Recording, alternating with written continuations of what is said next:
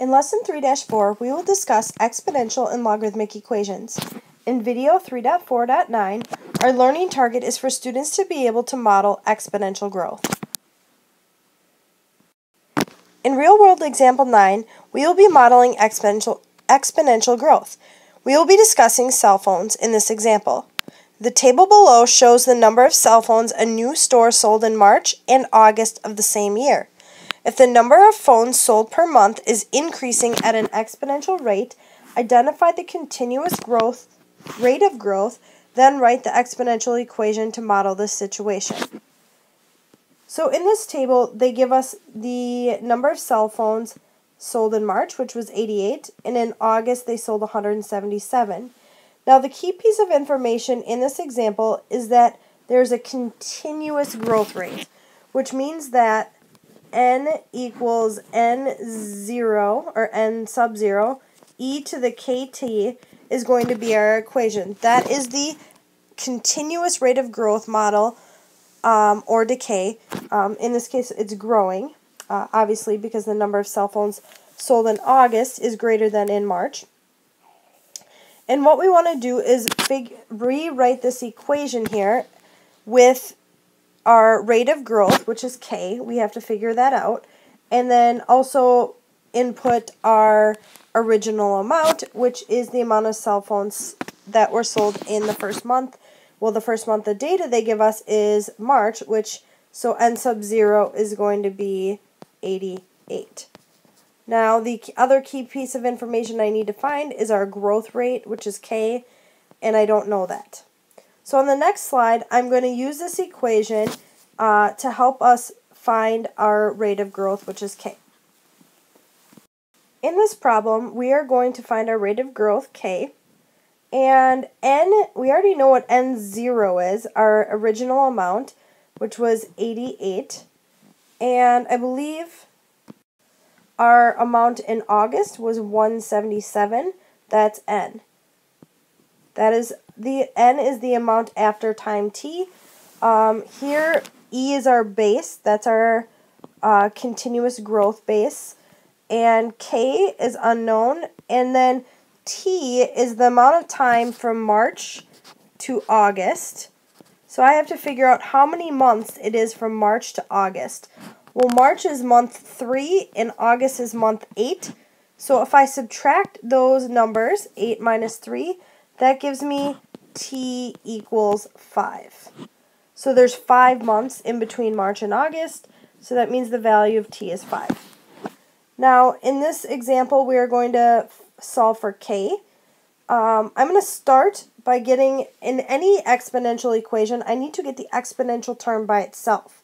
Well, my exponential term is e raised to the 5k. So the first thing I'm going to do is divide off the 88 I've been multiplying by in front. Those cancel. 177 divided by 88 is just a little bit past or a little bit greater than 2. So I'm going to put 2.01. And then I have e to the 5k on the right side of my equation. Now, to solve for k, I'm going to go ahead and when I want to solve an exponential equation, so I'm solving for a variable that's part of an exponent, I'm going to use logarithms to help me solve for that variable.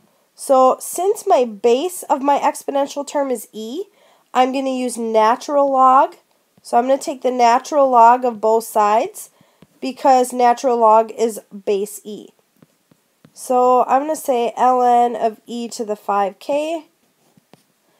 The 5k, using the power property of logarithms, the 5k can come down out in front, and I get ln of 2.01 equals 5k, and then natural log of e, since ln is base e, those cancel out and leave me with 1.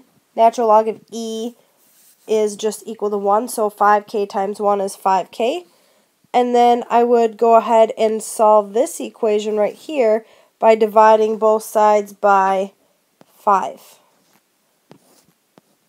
So my value of k here is natural log of 2.01 divided by 5. I'm going to type in natural log of 2.01 on my calculator, figure out what that value is, and divide it by 5. And I get approximately I should say here, 0.14. So our rate of growth is approximately 0.14, which is 14%. So I need to write my exponential growth model still. We found our rate of growth, and we need to rewrite our exponential growth model with our rate of growth and our original amount in that equation. So my original amount was, I believe, 88. My rate was approximately 0.14, and t is the value of time. Now, this equation can be used to predict the number of cell phones sold in any month after March. So let's say I wanted to find how many cell phones, or predict how many cell phones we were going to sell in December. Well, then what I would do is March was the 3rd month. That was the first month I had data for. And December's the 12th month of the year. Well, there's 9 months in between March and December, or from March to December. So if I wanted to know approximately the number of cell phones I was going to sell, I would say t equals 9, and then take 88 times base e raised to the 0.14 times 9. And that would give me the value of n, which is my number of cell phones sold in December. Now, the question in this example didn't ask me to do that. I just wanted you guys to understand what we would use this equation for. We're using it to then predict what would happen in the future. In example 9, part B, we are given the same set of data as example part A, and it gives us the same table, but this time we're asked to use the model that we found in part A to predict the number of months it will take the store to sell 500 cell phones in a month. So what I want, we had our equation n equals 88 e to the 0.14 t. And what we're going to do is figure out how long it's going to take us, the number of months it's going to take us to reach selling 500 cell phones in 1 month. So we're trying to find t. We know that n is 500. So I have 500 equals 88 e to the 0.14 times t. And I'm going to go ahead on the next slide and solve this exponential equation for t. So given our exponential equation, growth equation, and we want to know how long it'll take us to reach selling 500 cell phones in 1 month, I will start by the same way I would solve any exponential equation, and I'm going to get the exponential term by itself, which means I need to divide both sides by 88 first, get rid of the coefficient of my exponential term. So if I take 500 divided by 88, I get approximately 5.68, and that's equal to base e raised to the 0.14 t. Now, because I'm going to solve an exponential equation, my exponential term is by itself. Since our exponential term has base e, I'm going to take the natural logarithm rather, on both sides. And what this allows me to do is, by taking the natural log of both sides, I can apply those properties of logarithms we've discussed already.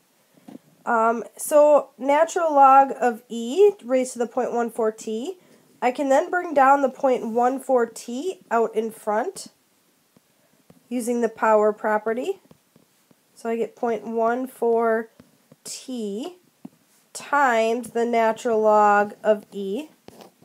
And natural log of e is equal to 1 because natural log is base e. And anytime we have our base of our logarithm and the base of our input are the same, they basically cancel out and leave me with 1. E to the first is equal to e. So I know that value is 1. 1 times 0.14 t is just 0.14t. So if I continue solving this equation, I'm going to take the natural log of 5.68 and divide it by 0.14. So I want to get rid of that 0.14 in front of the t, and that is the value of t.